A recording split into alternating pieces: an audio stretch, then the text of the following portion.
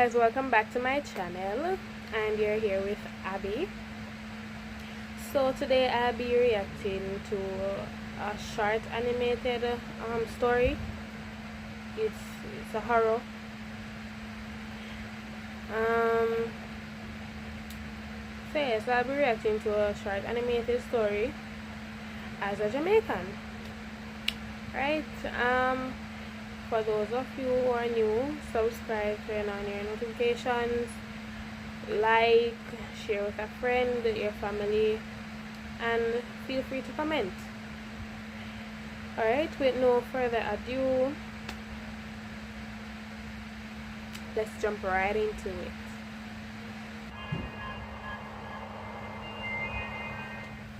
Last September, my husband Mike and I moved into a house in the suburbs. He wanted to live closer to his mother Gloria, who was dying of cancer. He had taken a month off from work, and every day he went over to Gloria's house and helped take care of her. Even though Gloria's hospice wasn't that far from our house, I never went. I never even met Gloria. Mike said that she was too sick for me to meet. I felt awful about it, but I honored my husband's wishes. Because I worked online, I ended up staying all day in our new house while Mike was with his mom. I didn't have any friends in the area, so I felt very isolated and alone. One evening, I was home alone when an older woman came to the door. She was very normal looking. At first, I thought she was a neighbor who wanted to invite me to something. But then she said that her name was Gloria. She was Mike's mom. I instantly let her in and offered her some tea. She looked extremely healthy for a woman on her deathbed. We sat at my coffee table, and I asked her, "Does Mike know you're here?" If Mike was at Gloria's house right now, did he know that Gloria had wandered all the way over here? I've heard stories about old people that leave their houses without telling anyone and walk to some pretty random places. Mike has no idea, Gloria said. I haven't seen him in 7 years. Same thing? When she said that, I knew that this was some kind of scam. I stood up and told her to leave. She begged for me to let her stay so she could finally see her son again. I told her that I knew she was lying. Then she pulled out her wallet and showed me a photo of her and Mike together.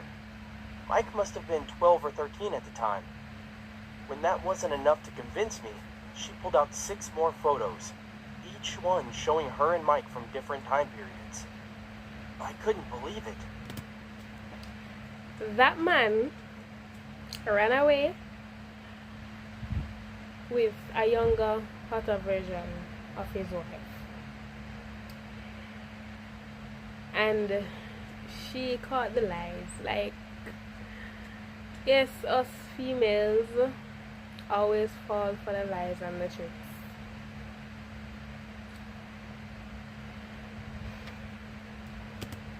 This meant that the woman was telling me the truth, and that Mike had been lying to me about why we moved here and where he went each day. I didn't know how to handle the information, so I told Gloria to leave. She did. When Mike got home, he seemed really stressed. I didn't confront him at first. I just casually asked what he did that day, and he told me that he spent all day taking care of his mother. I knew that was a lie, but I didn't say anything. The next morning, Mike left at his usual time. I waited until he was at the end of the street before I got in my car and followed him. He ended up parking in front of an old house just 3 streets over. I parked next to some bushes and watched from the car as he approached the house. He knocked on the door, and a beautiful blonde woman answered. They talked for a while on the porch, and then she pulled him inside. Obviously, he was having an affair with this woman. His whole story about taking care of his mother was just an awful lie. I drove back home. That night, I planned to tell him everything, but he didn't come home. I waited for 30 minutes, feeling myself getting angrier by the minute. When he finally called and said that he'd be late, I assumed his secret girlfriend was keeping him busy. I was so mad, but I didn't dare bring it up over the phone. I needed to see his face when I told him that I knew, so instead, I innocently asked him why he was going to be late.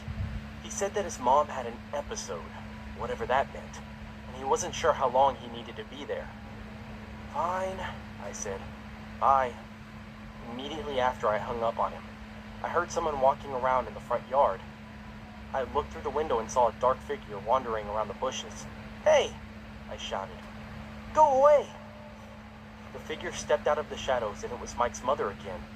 She walked to the house and looked at me through the window. She apologized for coming back at this time of night, and she asked if I could let her in again. I considered telling her no, but then I thought about how perfect it would be to have Mike's real mother there when I confronted him about his lies. So I opened the door and welcomed her in. She sat on our sofa, instantly making herself comfortable. I asked if she wanted anything, and she just told me to sit next to her. All she wanted was to talk, and she had a lot of questions for me. I sat next to her, and she started to ask me about my relationship with Mike. How did we meet? How long were we together? Were we happy? I answered all of her questions, except for the last one.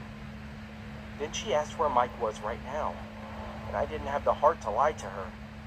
Mike was the one cheating. It wasn't my secret to bear. So I told her that Mike was hooking up with another woman and telling me that he was busy taking care of his mother. Gloria jumped to her feet, grabbed her hair, and screamed so loudly I was sure the neighbors heard. She wouldn't stop, so I stood up and tried to give her a hug to calm down. She pushed me back. Then she grabbed a vase and slammed it against the side of her head. It broke against her temple. She picked up one of the jagged shards and pointed it at me like a knife. "You're a liar!" she screamed. "What? My beautiful baby boy would never treat a woman like that!" Even though this woman was much smaller and older than me, I did not want to mess with her. She looked crazy enough to do some real damage. As she swiped the broken shard at me, I ran into the bedroom and locked the door. I pulled out my phone and dialed Mike's number.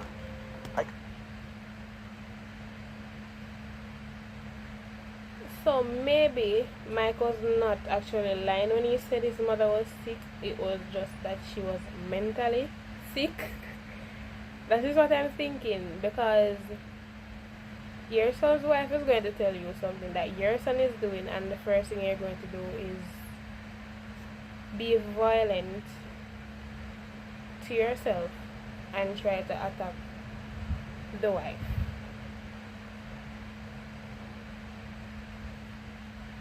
That could even be another reason why he hasn't gone to see her for the past 7 years. But let's see what happens next. I could hear Gloria scratching to the other side of the door. She screamed at me again, but I couldn't tell what she was saying. Mike answered and asked if he could call me back. It wasn't a good time. "No," I said. "Your real mother is here, and she's gone insane." "What?" he shouted into the phone. "She's at the house? Don't move." Then he hung up. He arrived 5 minutes later. I was still hiding in the bedroom, but I could hear the front door open. I could hear the woman scream at Mike as he calmly tried to talk her down. Then I heard a loud thud and shattering glass. It sounded like she attacked him too. No matter how angry I was at Mike, I had to help him. I opened the door and saw Mike lying on the floor. Gloria was crouched over him, squeezing his throat with both hands. I ran to pull her off, but then someone else grabbed me from behind. "Don't interfere," she said. I turned around and saw the blonde woman, Mike's mistress. Why was she here? Now that I was looking at her up close, I saw that she was older than I thought. She wore a name tag and a stethoscope. She wasn't Mike's mistress at all. She was a nurse. The woman pulled out a syringe and walked toward Gloria. She was going to inject the old woman with some kind of sedative. She tried to grab Gloria's arm, but then Gloria elbowed her in the stomach and she dropped the syringe. I had to help. While Gloria kept strangling Mike, I ran over and grabbed the fallen needle. "In the leg!" Mike screamed. "In the leg!" I injected whatever medicine into Gloria's leg and she instantly flopped onto the ground, asleep. Mike struggled to catch his breath. Then he stood and carefully lowered his mother's unconscious body onto the sofa. He turned toward me. "Now do you understand why I don't let you see my mother?"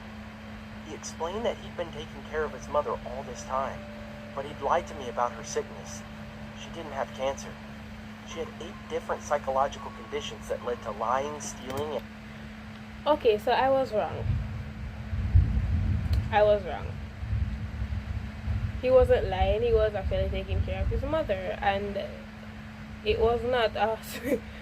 The woman was not a younger, hotter version of his wife. She was just the nurse that was taking care of the mom, I would say. Well, this took a turn. Definitely took a turn. And extremely violent behavior. The blonde woman was one of several full-time nurses that took care of her. He said that she'd escaped the day before, which was when I first met her, and then tonight, she escaped again. He had no idea she'd tracked down his new house until I called him. I guess he'd mentioned our address once to his mother, and she memorized it. The blonde woman walked over and checked my arm, which had gotten scratched up in the struggle. Then she and Mike carried Gloria back to the car. It's been 6 months now, and Mike has finally moved his mother into a high-security facility. She hasn't escaped from it yet, but I think it's only a matter of time. I know she'll try to come back, but I pray that she never will. Okay, that is the end of that video. But I guess I'm going to watch the other one. So I'm going to make it a double reaction. So this will be part 2. Oh, sorry, part 3. Part 3, yes. Part 3. 2 in 1. Alright, and the rain has started falling. But let's go ahead in this one. I checked my watch, tapping my feet against the sidewalk with an irritated sigh. He was late. I hope this wasn't someone trying to swindle me or mess with me. I'd always been funny about buying things off sites like Craigslist, since there were very few regulatory checks into the sellers of the items. I had no idea who I was meeting up with, apart from the slightly blurry picture of a young man. Maybe I should have done more research into who I was buying from before meeting up. At least he suggested a public place, rather than somewhere quiet and secluded. "I'm sorry to keep you waiting," a voice said from behind me. I turned, my gaze falling onto a much more defined version of that profile picture. He was older than I expected, maybe in his early to mid-30s, with close-cropped brown hair. I shrugged. "No, I haven't been waiting long," I lied. 20 minutes was longer than I would have liked to have waited, but there was no point making a big deal out of it. He was giving me a good deal after all. "I'm parked just up the street," he explained.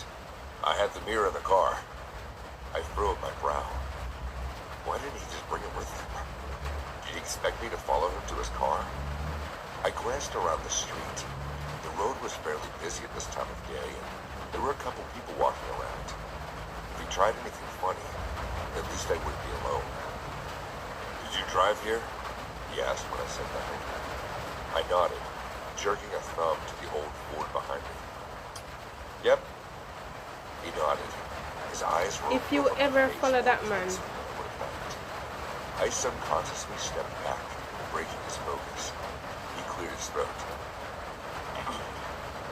I could go grab the mirror," he said. "I didn't want you waiting for me any longer. That's all."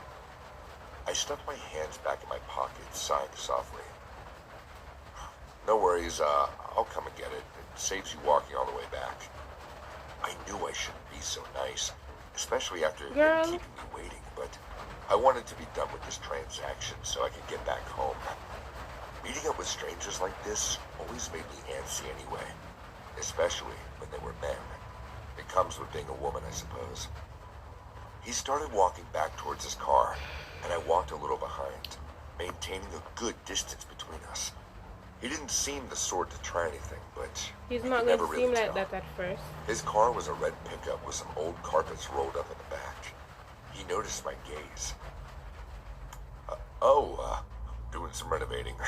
That's why I wanted to get rid of this," he said as he reached back into the seat and pulled out something wrapped in cloth. He peeled it back to show me that it was the mirror that I was expecting. Perfect, I said, digging my purse out of my pocket. 20, right? He shook his head. Knock it down to 15, he said, as an apology for being late. I blinked at him. Are you sure? He nodded, offering me a smile, and I'd handed him the money, accepting the mirror in return. Thank you. No problem. Pleasure doing business with you. I merely smiled and said goodbye before turning around and heading back to my car. By the time I glanced back, he already had driven away, which I was thankful for. Didn't have to worry about being followed.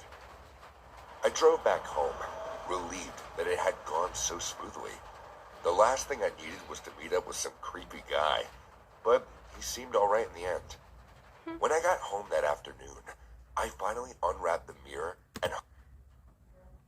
What if there's somehow a camera on the mirror where the man could watch that woman whenever she's near the mirror? Then again, I might be wrong, so back to the video. And hung it up on my wall. I'd recently repainted and refurbished my bedroom, and the mirror had been a perfect finishing touch to match the rest of the decor. It looked brand new as well, which was even better. It wasn't till much later in the evening, when I was in bed with the lights switched off, that I saw the small blinking light coming from somewhere in my room. The mirror. It was a reddish hue. At first, I thought it might have been some type of reflection from outside, but my curtains were closed, and it didn't seem like it came from a car or a street lamp. I sat up, reaching for the lamp beside my bed, but as soon as the warm glow spread around the room, the light disappeared. It could even have a tracker in it, so he can see what she does, where she goes, whatever, and he gets access to her location, so he can... You know what? I'm not going to say anything more. Let me just go back and watch, cause maybe I'm just imagining it. I switched the light back off, waiting for my eyes to readjust to the dark. There it was again, a faint red light, blinking at me from somewhere in the room. My eyes found it on the opposite wall, and I kept my gaze on it, while simultaneously reaching for the light switch. I flicked it on and blinked. I was looking at the mirror, the new one I had just bought earlier this day. Why was there a red light coming from it? Nausea crept from my throat as the realization struck me. There was only one explanation I could think of. A camera. There was a camera in the mirror. That's what the red light was. It was recording, which meant when I got dressed earlier, the camera had recorded everything. The camera and whoever was watching on the other side. That disgusting creep. The light flicked off suddenly, and I shook my head. He must have realized that I figured it out. It didn't matter anyway. There was no way I was keeping this now. I pulled the mirror off the wall and headed downstairs to throw it in the trash. I heard the glass crack as it hit the side of the kitchen bin, but I didn't care. I wasn't having that thing in my house anymore. I was about to head back up to bed when movement in the corner of my eye made me turn around. A scream. He was literally right at the tore window from a my while ago. throat. Someone was standing outside the kitchen window, looking in. I recognized the face immediately. The It man. was the man who sold me the mirror. What the hell? He followed me here? But I checked. He drove away already. Unless the red light wasn't a camera at all, but a tracking device. He grinned at me through the glass, his dark eyes flashing as he touched the window with his fingers. Panic threw me through my veins. I turned and ran upstairs, fumbling for my phone. I called the police, my hand shaking as I dialed the emergency number, and almost dropped the phone when I heard something thump downstairs. Was he in the house? Oh my God. I ran into the bathroom, locking myself in when I relayed my address to the dispatcher, begging for them to hurry up. I hid in the bathroom when I heard the sirens. By the time the police came, the man was nowhere to be found, and the mirror was gone.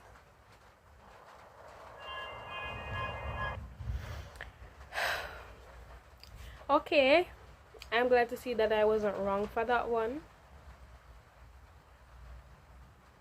It was somewhat predictable.